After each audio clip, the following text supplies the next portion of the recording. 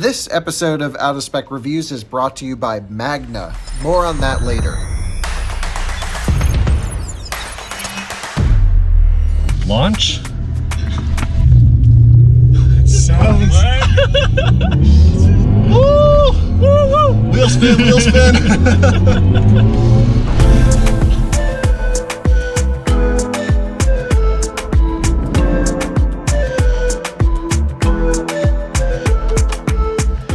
Hey, welcome back to Out of Spec Reviews and beautiful Colorado, like usual.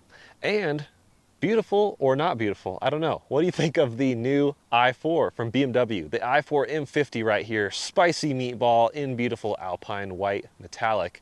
And the grille everyone seems to have an opinion about, including myself. Does an electric car need a ground up platform to be really good? Or can you take something like this, or another example, Volvo XC40 Recharge, and can you make a good EV on a platform that's fairly neutral and capable of being done with anything? Let's take a closer look at the i4 M50 from BMW. Just how good is it? So we'll start right off with the looks, for better or for worse. They say beauty is in the eye of the beholder. I actually think this car looks good as a whole. Although the grille is just like the elephant in the room, elephant footprint sized, and not everyone likes it. Most people don't. It's very blocked out. So it's the same grille opening as the General 4 Series, but a lot of it's blocked out there for aerodynamics, I would assume, because it's not for radar, because I think the radar's right there. Not sure why they wouldn't just move that up into the other parts of the grille that's already blocked out. Looks like a tow hook cover there. M badge, which is, I guess, somewhat controversial, although this thing has 536 horsepower, 586 pound-feet of torque. So definitely M power if you want to dumb it down to that. The emblem on the front is surrounded by a blue circle. You'll see the blue in the headlights as well, the laser lights, and there's more blue in the interior that you'll see in a moment. More blacked out plastic down there. Functional inlets though, right there, heading toward the wheeled wells, and then looks like active flaps in here, which is cool, so you can definitely have some active cooling. And yeah, huge hood. Huge. Typical long BMW nose, and there's nothing under there. Well, sort of. We'll get to that later. The wheels are 20 inches, 255s up front, 285s in the rear as far as tires. By default, you can get 19s on the M50, which are 19 by 8.5 front, 19 by 9s on the rear. Don't know if these are wider. I think they probably are. Maybe 20 by 9, 20 by 10 maybe even. It's hard to say. Lots of spokes as per usual. I guess split 7-spoke with additional spokes off of that, so that's what, 28 spokes per wheel? Yeah, good luck cleaning those. Nice big blue M brakes back in there. Very, very good stopping power on this car. And speaking of power, 536 horsepower, 586 pound-feet of torque, 200 kilowatt charging, 195 kilowatt regen. I'll be doing some charging in a bit to see how that actually works in the real world, but those are really good numbers right off the bat. The color again is Alpine white, Alpine Glacier white, something like that, $550 option with the Cognac Sensitech seats on the inside. Nice brown color. And it's got the shadow line package, which gives you those black accents, black parts inside the headlight enclosures. And these black mirrors actually look kind of cool. I don't know. I don't know how I feel about this thing sticking up. Let me know what you think.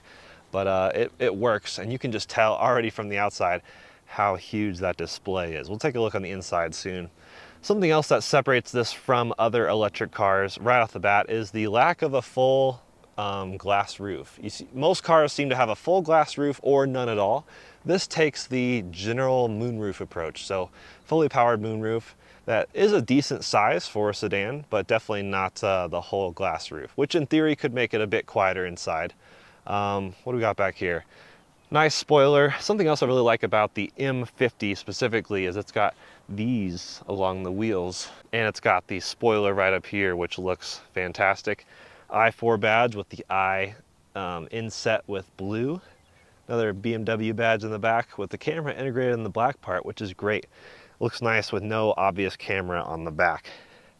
M50 badge, again, maybe controversially, and nice taillight design. Really like the modern BMW taillights. The M240i we had similar styling. And then down below, being that it shares chassis with a lushly powered B58 turbo,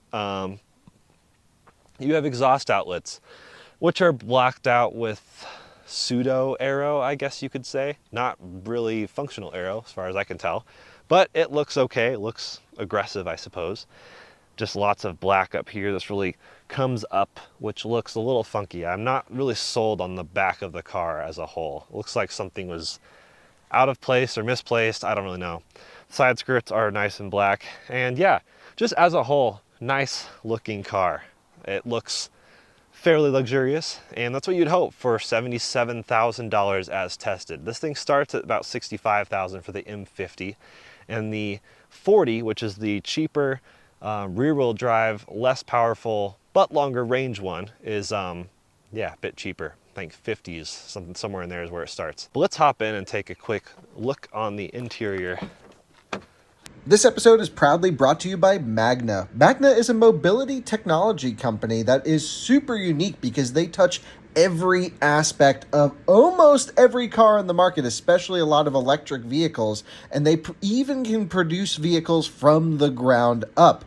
Now, you may remember I shot a series just recently testing some of their new electric vehicle powertrains, so stay tuned for a lot of Magna content to come. We're going to be going in depth with some really interesting topics with these guys, and Out of Spec wants to thank Magna for sponsoring this review and tons of other videos to come right here on Out of Spec. We look forward to working with Magna to define and find out what the future of mobility looks like.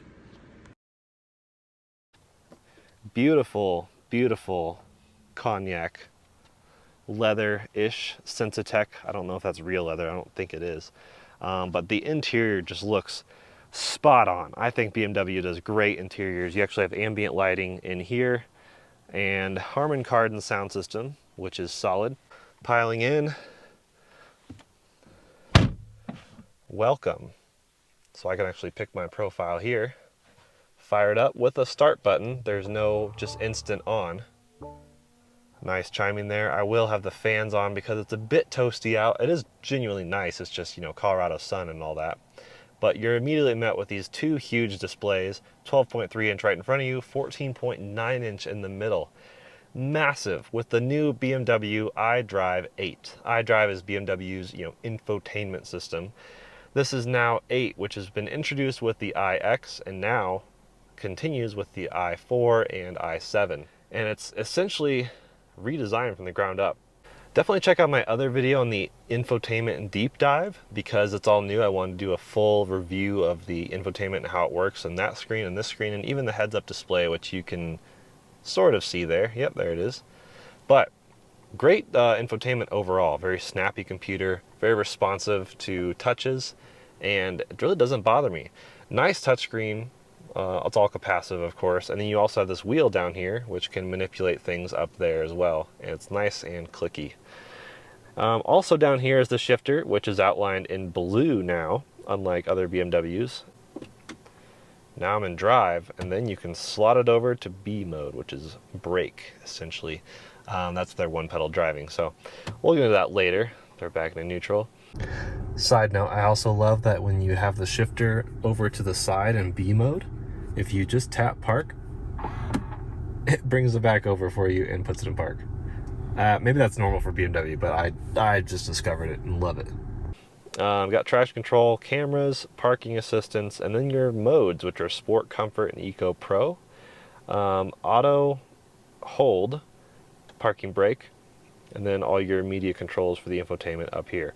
You got these cup holders, nice cup holders. They actually look pretty good, but a USB port right next to your drink that will inevitably be sloshing around with your sporty driving. So that's a bit strange. Also this right here just doesn't feel like that's super well thought out. And then back in here is a wireless phone charger, which is basically an easy bake oven for your phone. Just gets hot, it's terrible, honestly. I wouldn't put your phone there and it will slide around, as you will see in the driving later. But if you keep that closed, nice wooden finish. And just a few simple buttons here: volume, previous and next track, and just instant, max, and rear. So that's nice to have dedicated buttons for maximum like defrost. But otherwise, you have to go into a climate menu, Sort of. They keep these here for easy access no matter what's going on the screen, even with CarPlay, but you have to go into a climate menu to then adjust everything else. BMW mentioned they reduced the amount of buttons by half with this new infotainment, but for some of us, we liked buttons, especially for climate control. So, and then there's automatic programming, so you can actually do it all auto or do it manually. So that's cool, but just so many options in the menu button right there. And you can cycle through them with just vehicle apps or all apps, but you have a lot of stuff. It's crazy. What do you think about them integrating the climate control into the screen? On one hand, sure, you got rid of a bunch of buttons. It's very clean and crisp in here. On the other hand, if you're driving and want to adjust the temperature, you can no longer rely on muscle memory, which it was previously placed in BMWs so well. Now you have to go into the screen and change things. I go back and forth. It's a bit distracting, but on the other hand, auto climate control is so good nowadays, in theory, you could just leave it, set it and leave it. The materials other than leather are basically wood and some metal, which in some cases seems plastic, in some cases seems actual metal. That's nice metal right there. Wood across the dash, beautiful door card designs. Harman Kardon seems to be well placed all throughout the cabin. You even have speakers back there for the rear occupants, which we'll go look at in a second. And then the cool lighting right here, which is actually the same design as what is shown on the ground when you get out of your car at night. And the completely power folding moonroof does look pretty good in here, but I do kind of wish the shade was manual, but it works. Just takes a while. But comfort wise, super comfortable. Seems like very adjustable seats with adjustable lumbar and forward and backwards, even the thigh extension, which that part's actually manual, not power operated. Totally fine. But I could totally road trip this cross country, especially with its decent charging and everything. And though the door card is good, looks good, the trunk button's right down here, which is where you would have a water bottle. So that just completely covers that button and would make it useless. But I haven't really found many water bottles that fit in here that well, so I'd probably never actually use that. Metal pedals down there, looks pretty good. Everything just looks good. I really, really like this BMW interior. The steering wheel feels great. The controls are decent. I do keep thinking this should be volume, this wheel here, but it's actually these. This wheel is for adjusting like content on the screens. So there's a lot of flexibility and adjustability in there. And you can actually save it to your BMW ID, and then when you jump into another BMW, have those same settings. That's pretty sweet. Of course, the classic steering wheel heat right here button, which is kind of funny. I don't know. I don't love that it's there, but I guess it's don't fix it if it ain't broke type of thing. Somewhat disappointing center storage. It just doesn't go very deep, which is partially because there's a transmission tunnel down there on an EV. One USB-C port. So yeah, and that transmission tunnel continues into the rear passenger legroom. That's just one downside to a shared platform. So let's go see what else is compromised in the back, or what's great.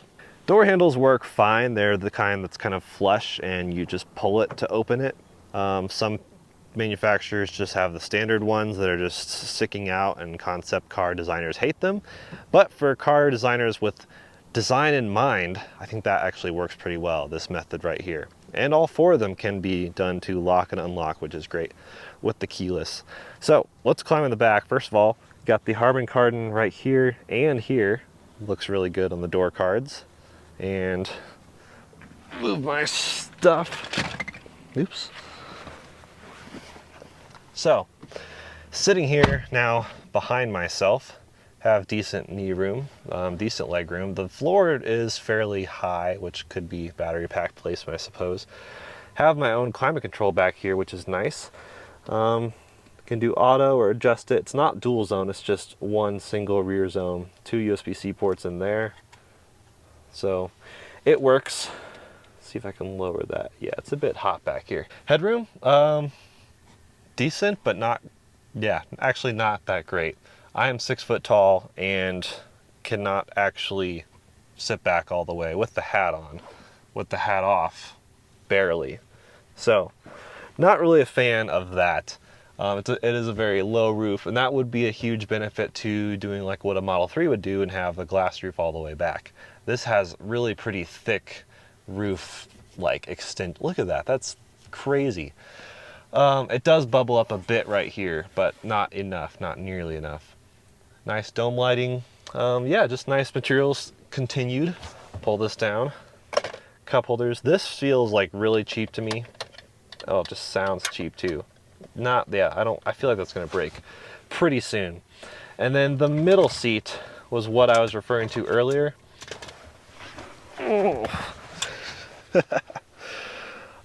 Ironically, this is maybe the most comfortable, but only because there's no one on either side of me. I mean, the seat's not as comfortable, but for leg room, I actually have room to like put my legs places, and only because there's no one to share leg room with. So, not great. Yep, this is just completely in my way. This goes back too far. It's just really not made for a back center seat. I don't even know why they threw that in there, but that's a huge downside to, yeah, a non-bespoke shared platform, because this has to accommodate transmission tunnel, accommodating the rear wheels, and this just doesn't need it. It's just empty space, as far as I know. Because yeah, two motors, one in the front, one in the rear, so kind of pointless, but interior is solid in here. Of course, if you're tall like me, you can't actually see out of the moonroof. That's more of my exact point of view. So I guess if you're a kid, you could see it out of it and have fun. Yeah, that's the interior. So let's look at the trunk space, which is a lift back, which I adore. So with the trunk, you should be able to do that, or this, about here, maybe over here. There we go. That's a bit annoying, but great usable space. Got your kind of privacy cover here, which is removable, and same with this one, but I just have those in right now. Some netting on either side, charging cable. Don't know if this comes with the car, but that's nifty to have. At least I have it. And yeah, very, very usable space as far as I can tell. And the lift back is just a huge benefit. I mean, that's definitely one thing that sets this apart from the Model 3. Not that those should necessarily be cross-shopped, because they are different price categories, especially this M50. But if you're looking at like a 40 versus a Model 3, yeah, they'll each have pros and cons. But as far as material, feel, fit and finish, and the lift back, hatchback capability, I would probably choose this for sure. Below the floor, there's your Harman Kardon subwoofer, air compressor, and fix-a-flat, because instead of a spare tire, you get a sub, which is a worthy trade if you ask me, and probably batteries under there. What is this? This is very nice. Aha! Owner's manual in a beautiful felt pouch with the I symbol. I want a backpack that looks like this. This is awesome. That's worth it right there. So yeah, that's the trunk, but let me show you what I used it for yesterday. Going to Costco.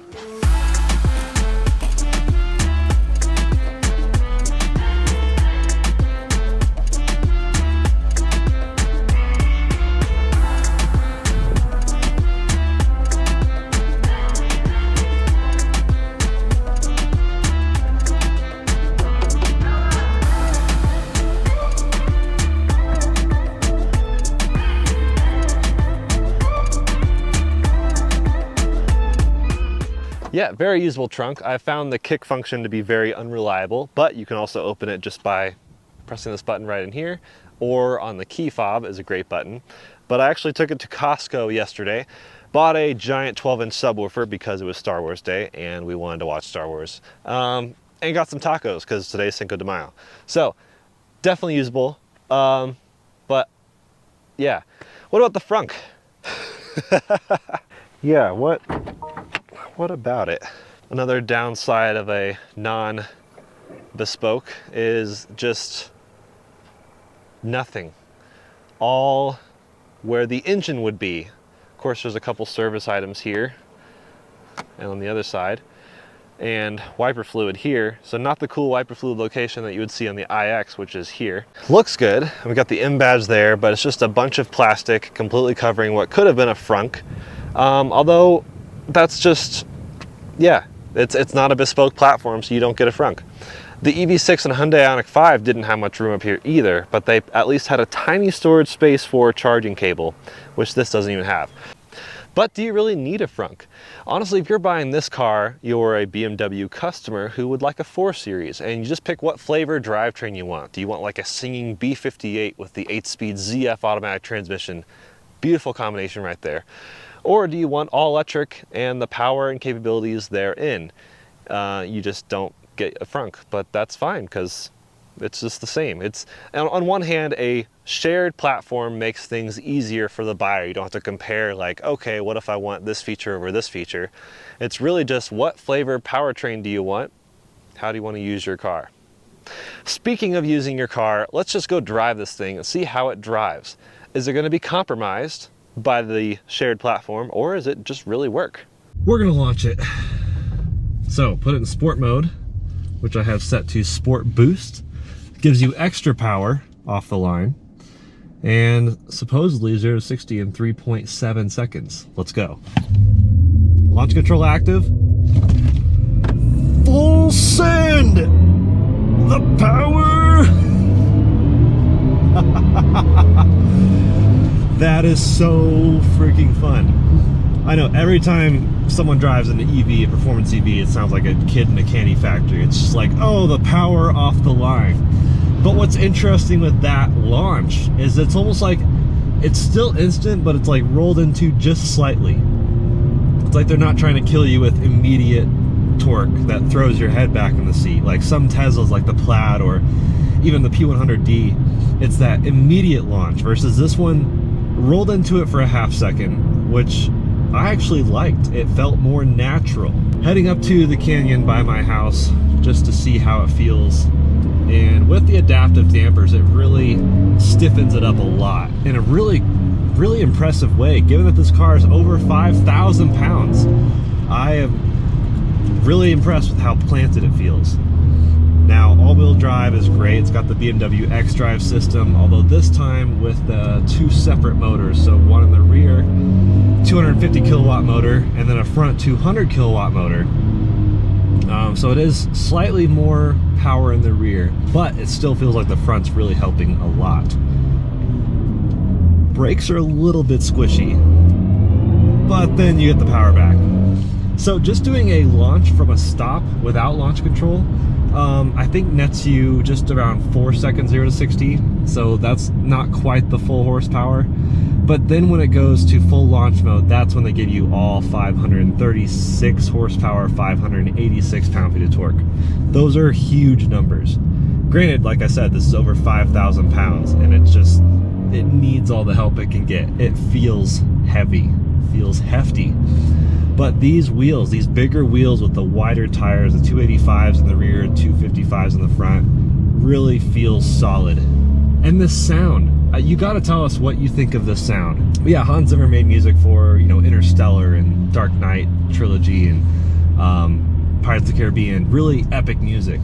And with this, it's a completely bespoke sound. So ironically, not a bespoke chassis or platform, but the sound is unique. It's configured from scratch by Hans Zimmer, and I really like it. Especially the bass frequencies. I don't know how well the cameras can pick this up, but the bass frequencies come in a different fashion than the rest of it. So yeah, different tones in the octal range are rising at different levels. So it's almost like chaos, but intriguing and exciting. And I love that. But this thing feels properly tired, I will say. That's kind of the limit of grip there. Wow, I really like this thing. It's just so interesting. I mean, everyone compares every EV to a Tesla, and just for comparison's sake, I guess I'll do the same. Model 3, while being a bit cheaper, definitely feels like a cheaper environment in which to be in. This feels so well put together. Yeah, all 4 tires screeching right there. Oh, this is such a good machine. I could see how the sound would get annoying, like if you're on a track or something. Although I don't know if this is really meant for track. This is like sport grand touring. I would love to drive this across the country and just rip it up every back road I could. Like, this is the car I would take non-major routes. Although then you have to consider charging, so I don't know if that's actually true. The steering wheel itself feels really good, but the steering is, I don't know, it's still modern BMW, which is not a compliment. Although I do like this more than like the M240i we had, just slightly. It's still not my favorite. There's still a bit of play in it. And then the braking system, yeah, not the best brakes, but then again, it's just a heavy car. It looks like really hefty brakes. I mean, you saw on the outside, really impressive. I'm going to do a 60 to 0 stop because no one's behind me and everything's relatively strapped down. So here we are at 60 and full brakes. Okay, decent, totally decent. I'd say confidence instilling is what that is. Yeah, let's get it. We're gonna go to Golden so I can run an errand and go to Whole Foods, because that's what you would do in your BMW. Beautiful, beautiful views. The sun is starting to set in the mountains, as you can tell in the canyons, but now we're back out where it's sunny. It's really interesting in Colorado because the sun just sets in different places depending on your proximity to the mountains. But enough of the sport dynamics. Let's go see how this does around town.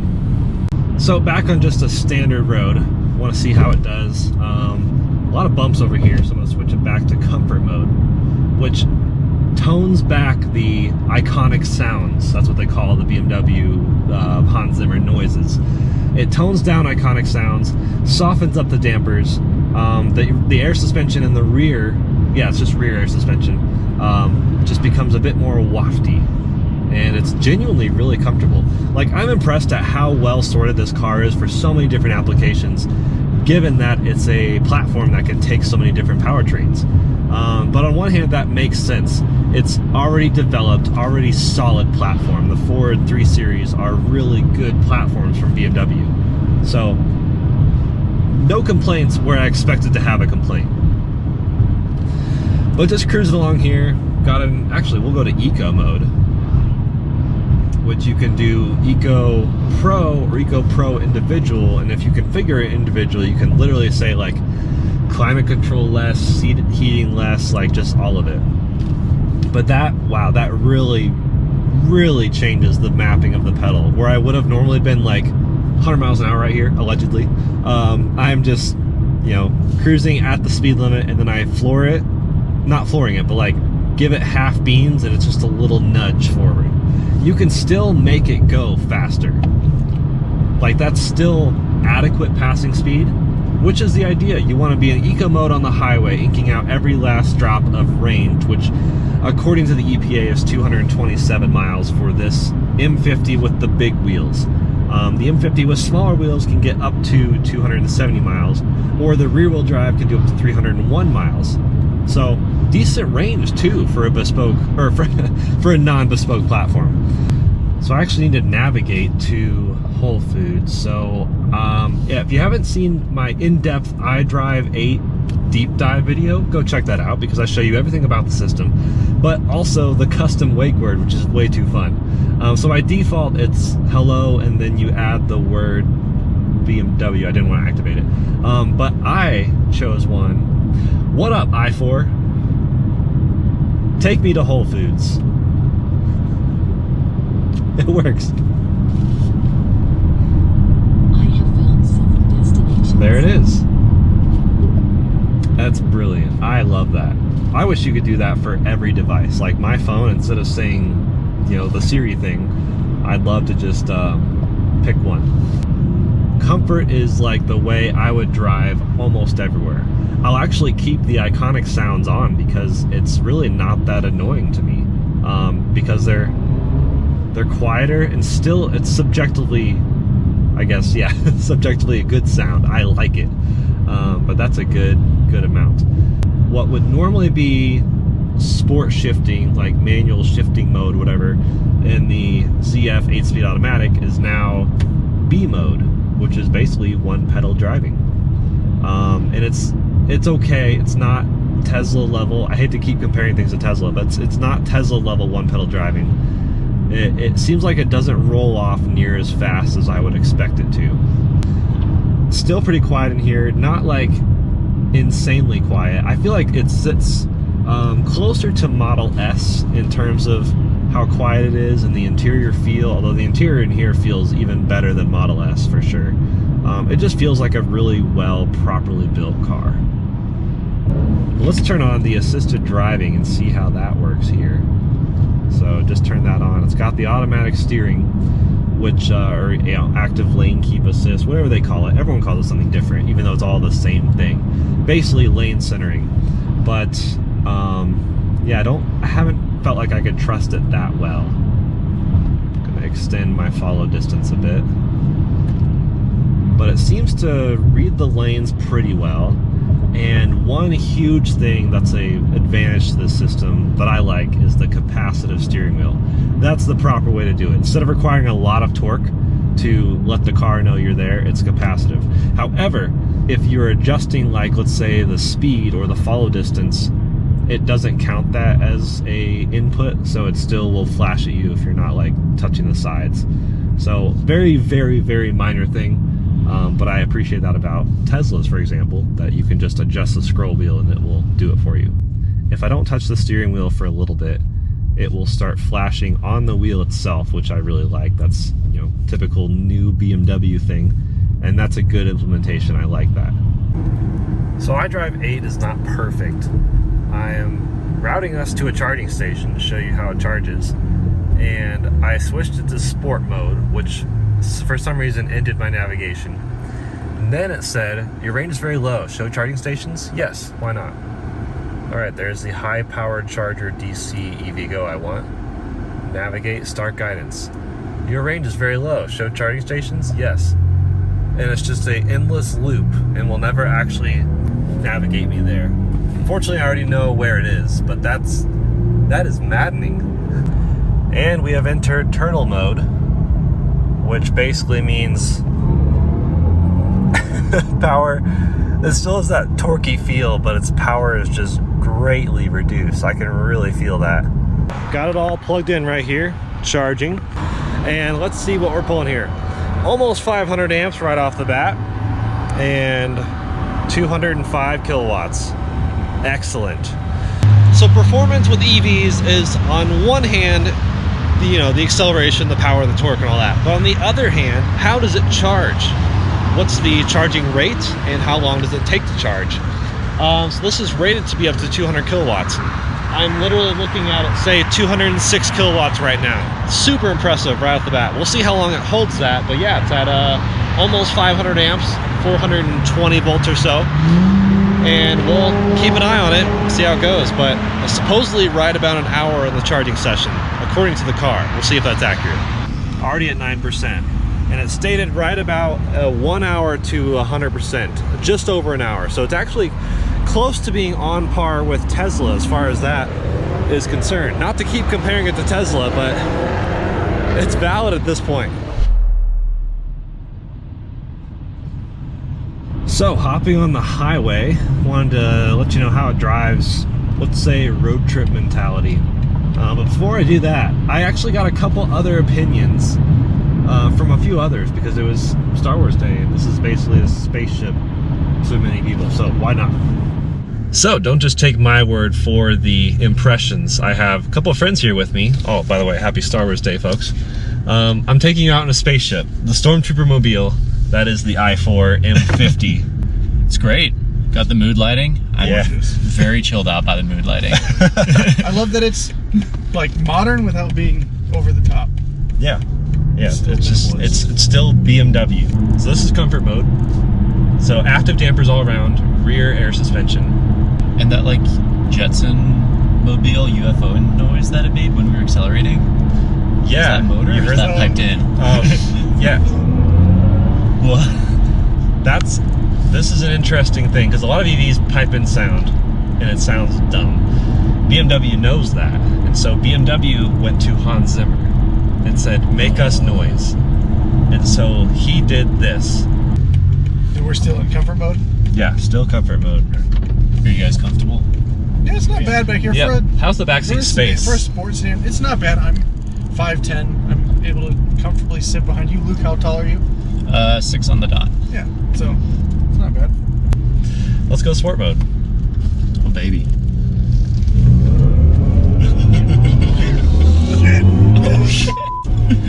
Oh, hi, Tycon. Tycon. That's exactly...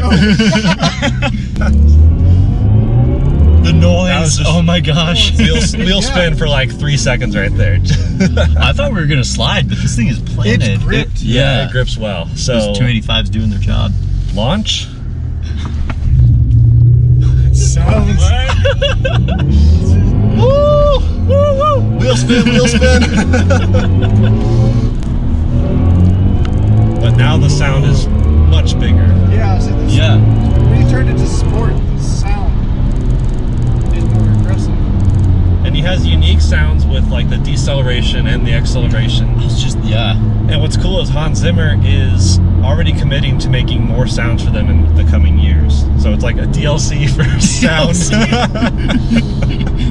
You can make it sound, that would be so great if they like leaned into the enthusiast community, kind of like what Tesla would do, where Yeah. they would totally be like, oh, Star Wars Day, here, you want to drive a TIE Fighter? Fighter? Yeah, yeah. Here's a TIE Fighter, here's Oh, an X-Wing. I wasn't kidding about the Jetson noise, like, No, it really Yeah. is like this Yeah, it futuristic really, sci-fi.